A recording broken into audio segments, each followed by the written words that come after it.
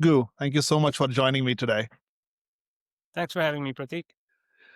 Let's start with the basic premise of what we'll be discussing. And even before we get to the AI component, let's talk about the site reliability engineer. So, can you explain what an SRE does on a day-to-day basis? Yeah, sure. Look, I think, site reliability engineering, the term was coined, by various, sources of history at Google. And ultimately, really, the role here is exactly that, to keep a site or an operations up and running. So as it relates to IT infrastructure that's running either on-prem or in the cloud, you have two elements. You have your infrastructure elements and you have your application components, both of which are subject to failures, unexpected failures. Hardware can fail, applications can have bugs. And it's the role of a site reliability engineer to respond to that incident and come up with a remediation plan and figure out what is failing and how to fix it. Let's walk through a typical incident. So let's say a day in the life of, let's say you're running you're running infra and something happens. Like how does it get solved from, hey, we detected an incident, to now it's solved? Good question, Prateek. Look, typically in a mature enough environment, you set up monitoring and alerts. So you're monitoring your infrastructure, your runtime environment, if you're running in AWS, for instance, your EC2 instances, your databases, all of these, your physical infrastructure and your application infrastructure are emitting telemetry. And the telemetry can contain error messages sometimes, or deviations from the norm. For instance, if there's an elevated CPU usage, that can raise an alert too. So these alerts typically get routed to an alert management system. People use alert monitoring services like PagerDuty, and that these alerts then get routed to your on-call engineers. So they could go to whoever's on the roster for that day. Typically, it could be a team. It could get routed to, for instance, if they're using Slack or email. And ultimately, when somebody does get this alert, it's up to them to do the first level triaging, so to speak. Is this a database issue? Is this a compute issue? And route the problem to the appropriate engineering staff. One last thing I'll say here is, typically there are, in a well-run organization, there are run books as to what somebody should do for well-known alert types. And so the on-call, frontline SRE could take that immediate remediation step themselves. And what part of this job can be reliably automated with an agent versus what parts are still tricky? Look, in any engineering operations, that if you've been doing something on a routine basis for quite some time, you as an engineer will find ways to automate certain elements of that. So automation, even before AI, and I know we're here talking about, we'll be talking about AI, but automation has been around for a long time in site reliability engineering.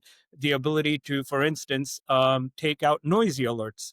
So we talked a little bit about what happens when an issue happens, when a problem is detected. Well, sometimes problems can be detected when they are not actually problems, and these are called noisy alerts. And so you want to be able to suppress them and not bother the all-call engineer when that happens. Another example could be alert grouping. You could have multiple alerts that come in at the same time that are all related to a common problem. So being able to identify multiple related alerts and suppressing them or treating them as one is another area where automation has been put in place. So to answer your question, dealing with how to streamline the upstream operations prior to somebody actually having to deal with an alert is an area where people have spent a lot of time around automation. You are the co-founder of NeuBird, and your AI SRE product is called Hawkeye. So when you deploy a product like Hawkeye into a new customer, like what does it take? So when you go in, what does day one look like? And also on day 100, what do you want it to look like? Look, let me, before I answer that question specifically, let me talk a little bit about agentic systems. Their software has been around, available as a service. Observability tools have been available as a service. And people typically what they do in site reliability engineering before they even hook up alerts and the remediation steps to how to deal with an issue. The the step before that is to put an observability platform in place. And so you have, various observability tools such as Datadog, Dynatrace, Elasticsearch, Splunk. These are observability platforms where all of your application and infrastructure telemetry go. Now, what happens is with those observability platforms, there's a well-known paradigm on how to use the platform. What is that observability platform useful for? For instance, Splunk is very good at logs. Dynatrace are very good at storing traces. Prometheus is designed for storing metrics, which is time series based information. Now, when you have these software services deployed in your observability stack, the question you asked is how does one onboard Hawkeye, or what are the first set of things that they do? And this is where I'm going to segue into what agentic systems are. There's a slight difference between how enterprises need to, I guess, mentally prepare themselves with adapting software services where you have a well-known outcome.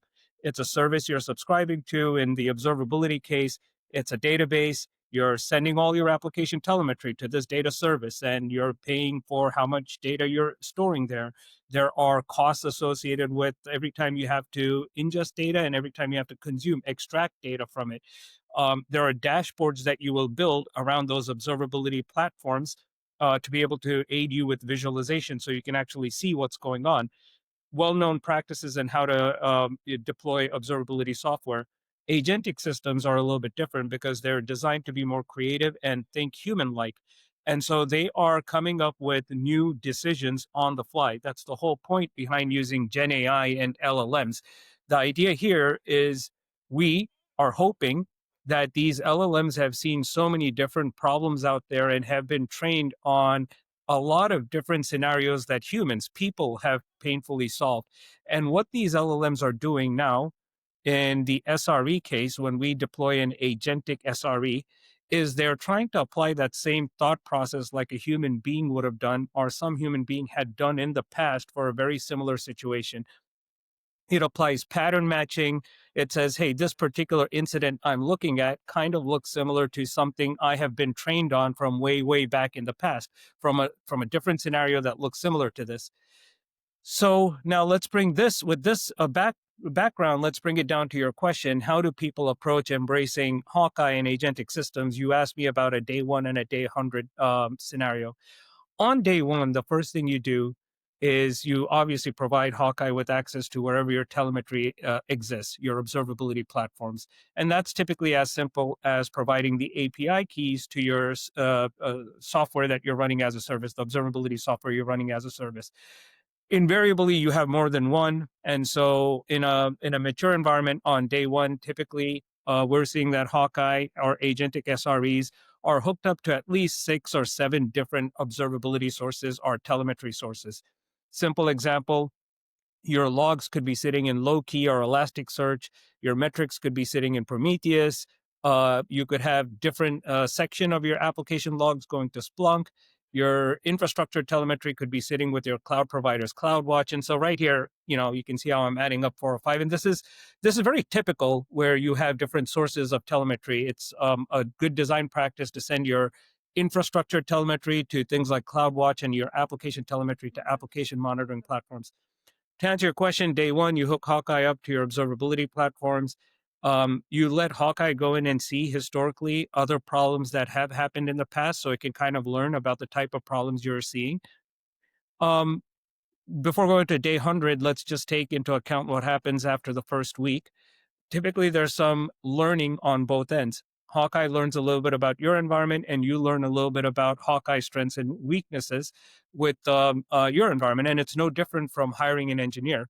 When you hire an engineer, you're presumably hiring him or her because they have a good background, good resume, they did well in the interview. But in the first couple of days, there's some training that you would do. You would explain to them the ins and outs of your organization, the trade secrets. There's some tribal knowledge and things like that are being absorbed by the engineer. And same thing with Hawkeye. Day 100, it's really about what I call silent agentic systems, where Hawkeye is not front and center in your engineer's day-to-day routine. It's working asynchronously in the background, seamlessly resolving issues, and your experience should be that your overall operations are running a lot more efficiently. Your engineers are happier. Your issues are a percentage of what they used to be. So when it comes to deploying an agent can take actions autonomously, and that is one of the big levers. So in an enterprise setting where infra is critical, it's important, people are very protective. So how do you earn the trust of your customers to let an agent take production actions? Look, agentic systems are new, and taking a segue here just for one minute, and just around AI is everywhere in our lives, not just with agentic SREs. When we have now fully self-driving cars, right? Waymo, you can just go from point A to point B, all in the back seat.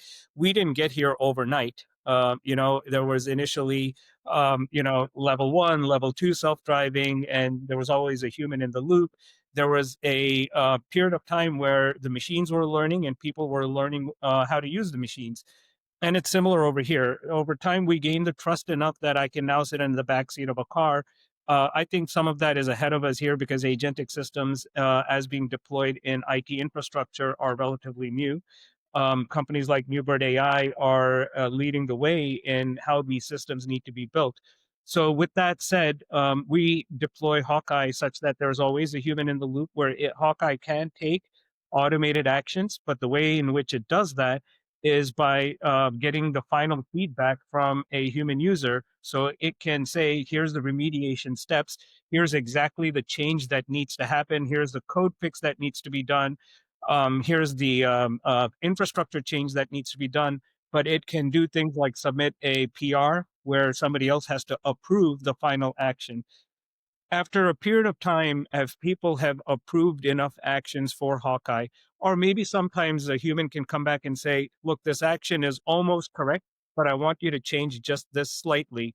And Hawkeye will learn with that. And what's happening is you're gaining Hawkeye's trust and Hawkeye's learning from your feedback. After some time, you get comfortable enough to say, for these class of problems, go on autopilot, and Hawkeye can take its action on its own. So, hopefully I answered your question, but that's sort of the road ahead of us. Right.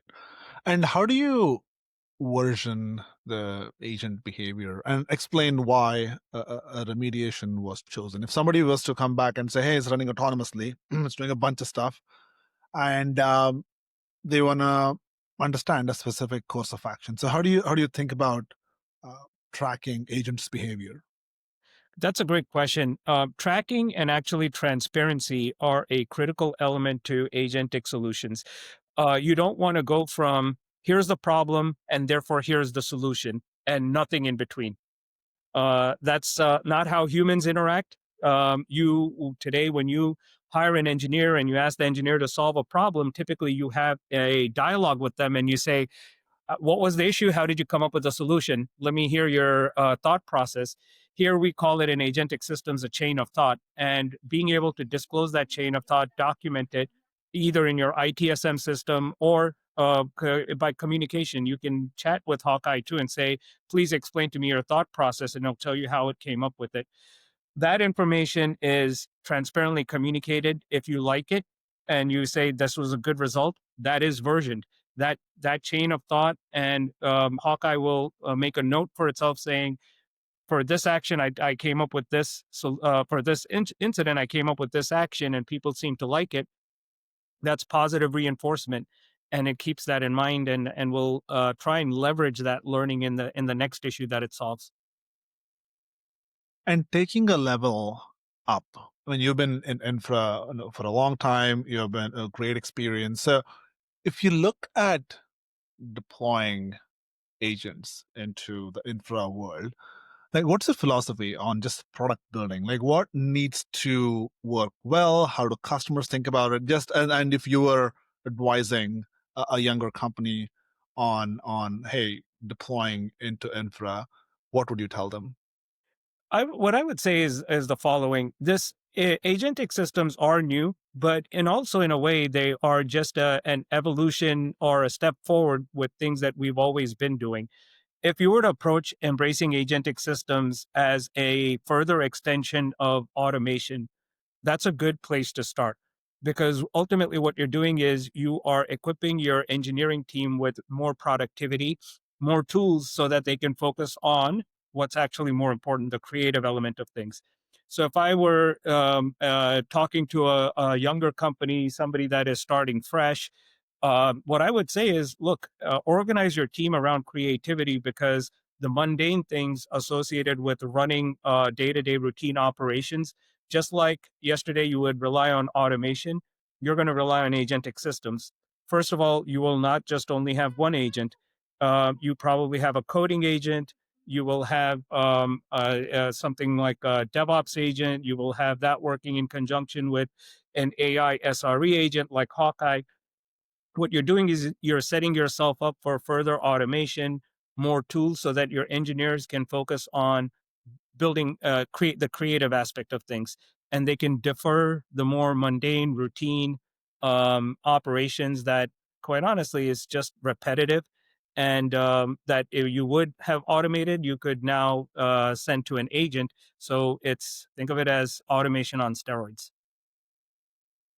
And what's your approach to access control for agents? Many agents can touch anything you Mhm. want, and for them to be useful, they should have access to a lot of stuff. But also, the risk surface area also increases if it just goes into a database and deletes everything. Obviously, it might not happen, but it can happen. So, how do you think about access control?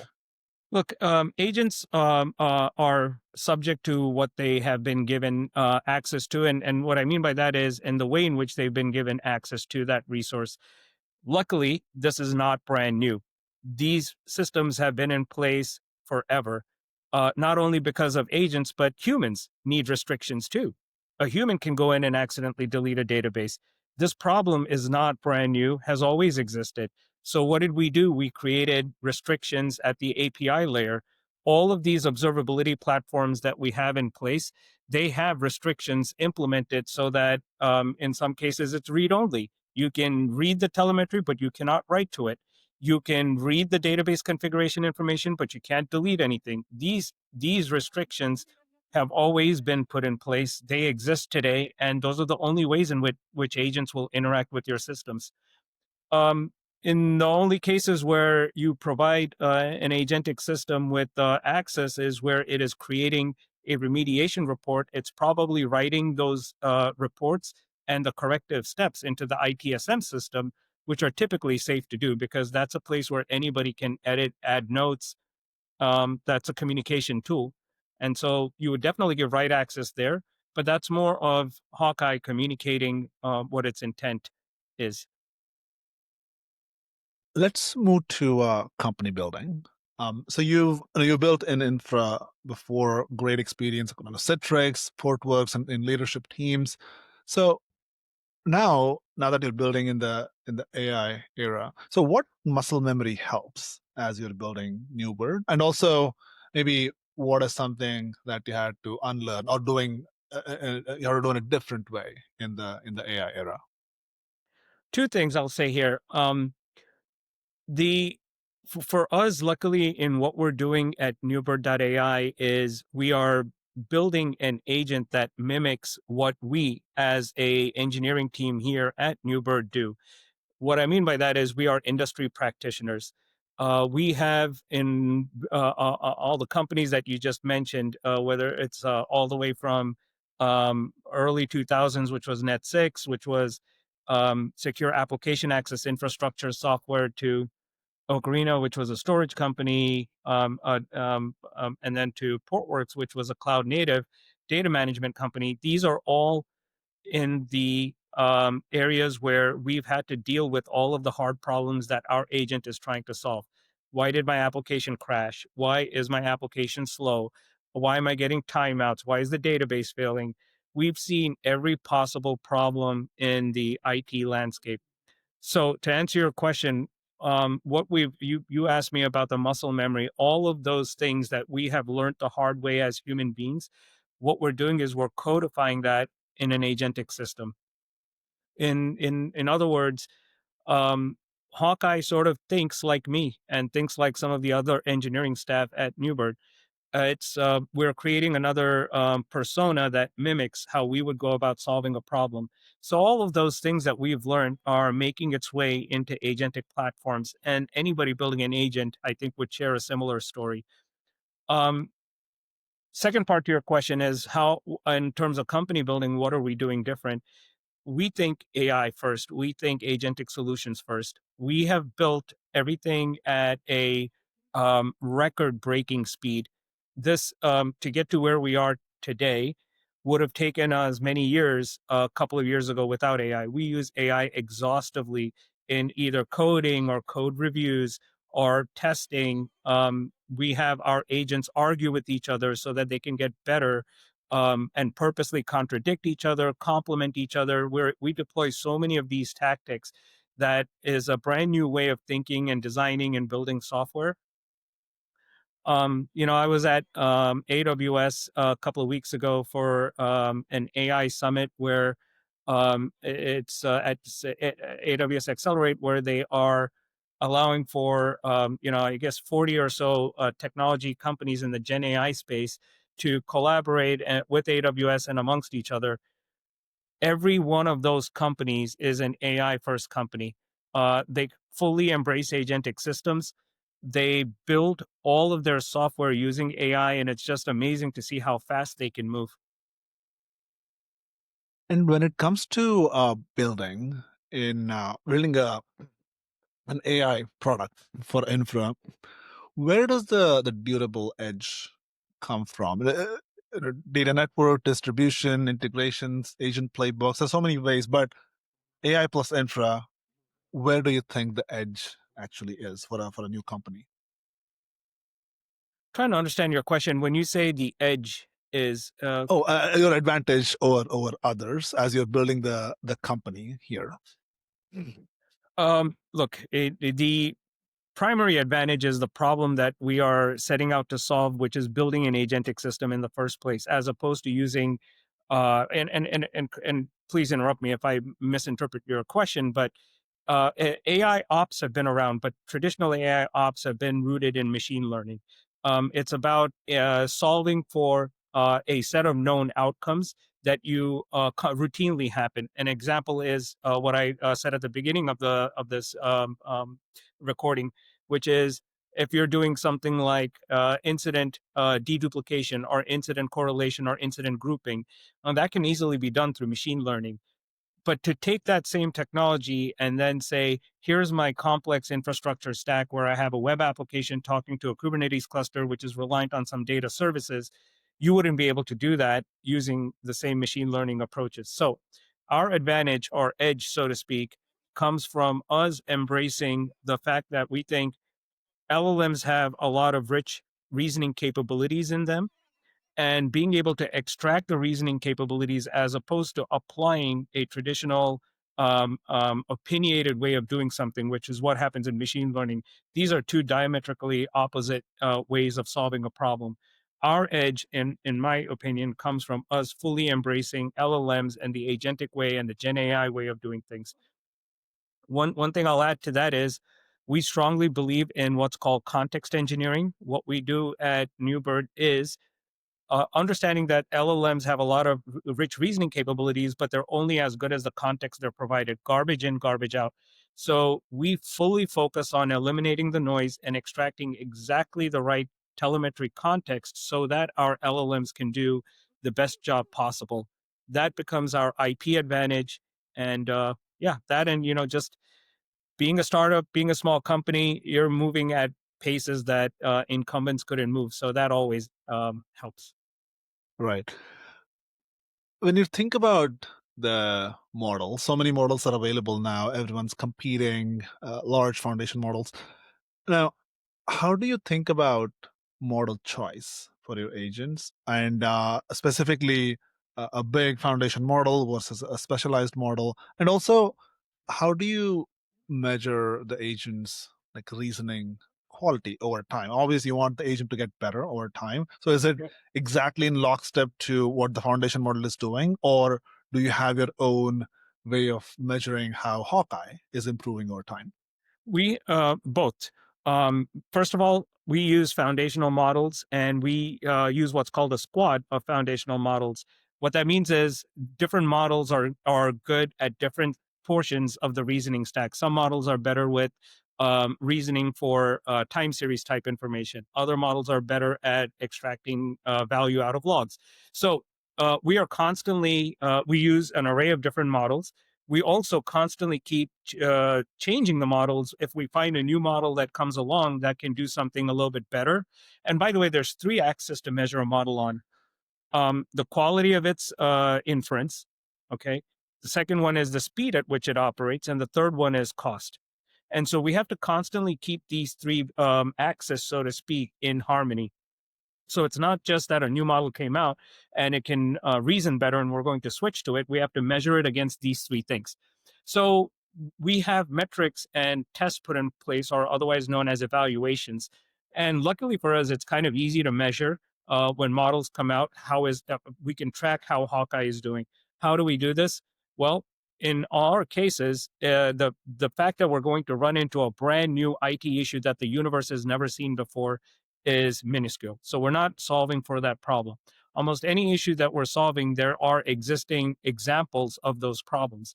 So we go into retrospection mode. And when we update Hawkeye with new models, and by the way, it's not just models that we're changing, we are changing the context engineering constantly too. So we're changing how and what sources of telemetry we're feeding to the model. So even if the model is constant, Hawkeye is changing in its behavior because we're updating the context engineering platform under the hood. So whenever we make either of these two choices, we run evaluations. We have a history of RCAs that it had created for different scenarios, and we'll run through the whole gamut of simulations again. And we're tracking the quality of the final analysis. We use AI to do that. We use AI to compare two different reports. And we also use AI to say, hey, for this problem, we came up with this root cause analysis. You, the model, have probably seen something like this before. How would you rate how we did it?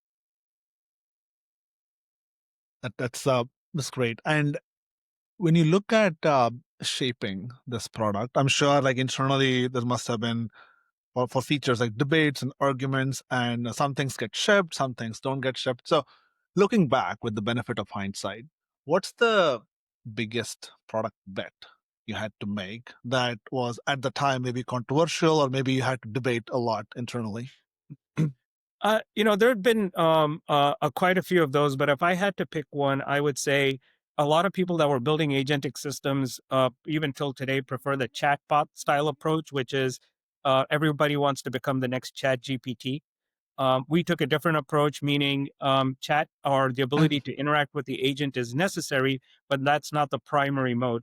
So we deploy our agent in what's called, an incident management mode, or it's asynchronous mode, where when it's set up, it is automatically plugged into your ITSM environment and looking at your infrastructure, but it is coming up with the problems it needs to solve on its own.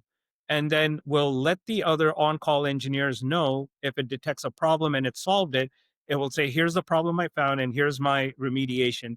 But all of that is happening in the background. Now, what that means is, to you as an engineer in the organization, our agent is not in your face. It's not something you have to learn.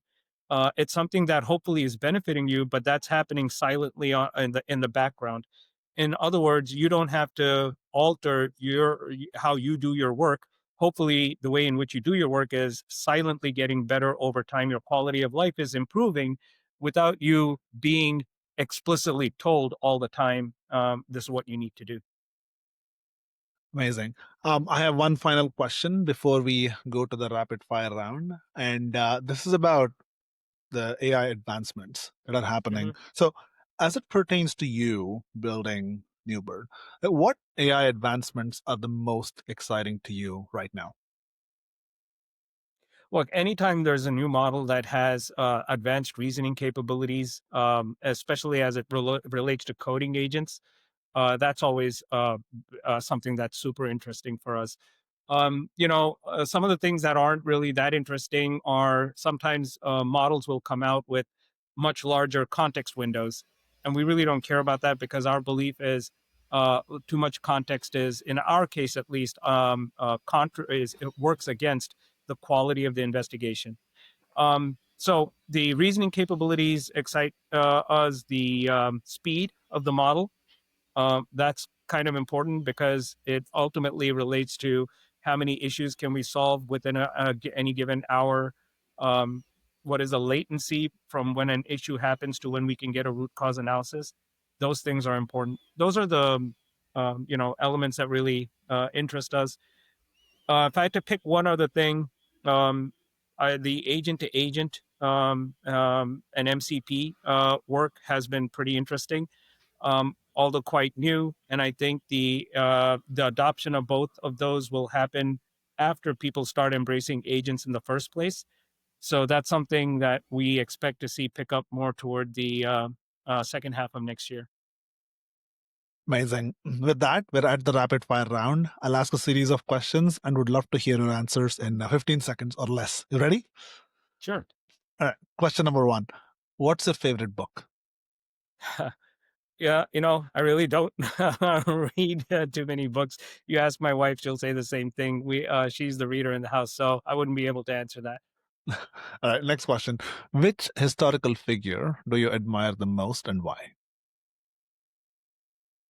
Boy, I'd have to say probably Alexander the Great.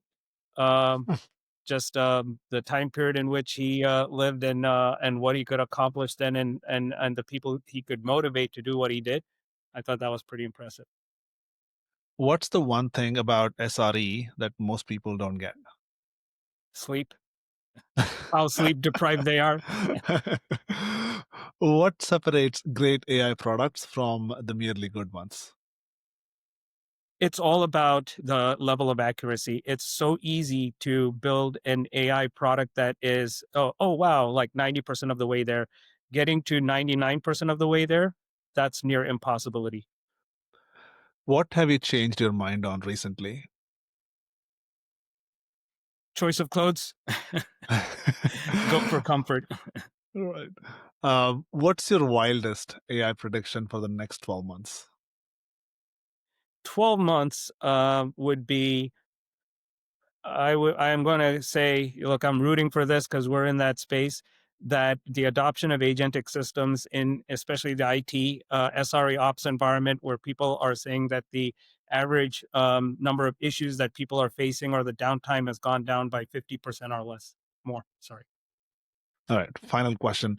What's your number one advice to founders who are starting out today? Be paranoid.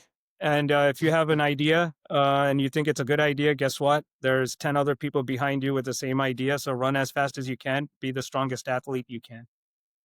Amazing. Go. This has been a fantastic discussion. Loved your infra expertise, this experience, and also because you've shipped so much, I think a lot of good nuggets to share. So thank you so much for coming onto the show. Thank you. See you soon, Prateek.